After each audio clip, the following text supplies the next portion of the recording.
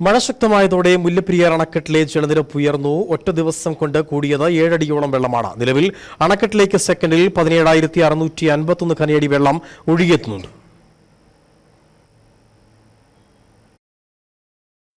120.65 അടിയായിരുന്നു വെള്ളിയാഴ്ച രാവിലെ മുല്ലപ്പെരിയാർ അണക്കെട്ടിലെ ജലനിരപ്പ്. എന്നാൽ ഇന്ന് രാവിലെ 6 മണിയോടെ അണക്കെട്ടിലെ ജലനിരപ്പ് 127.65 അടി പിന്നിട്ടു. ഒരു ദിവസം കൊണ്ട് 7 അടിയോളം വെള്ളമാണ് അണക്കെട്ടിൽ ഉയർന്നത്. ഇന്നലെ രാവിലെ സെക്കൻഡിൽ 3153 ഘനഅടി വെള്ളം അണക്കെട്ടിലേക്ക് ഒഴുകിയെത്തി. എന്നാൽ ഇന്ന് രാവിലെയോടെ 17,651 ഘനഅടി വെള്ളമാണ് സെക്കൻഡിൽ അണക്കെട്ടിലേക്ക് ഒഴുകിയെത്തുന്നത്.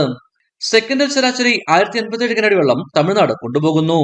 കഴിഞ്ഞ 24 മണിക്കൂറിൽ അണക്കെട്ടിന്റെ വൃഷ്ടിപ്രദേശത്ത് 54.2 മില്ലിമീറ്റർ മഴയും തേക്കടിയിലാകട്ടെ 100 മില്ലിമീറ്റർ മഴയും രേഖപ്പെടുത്തി.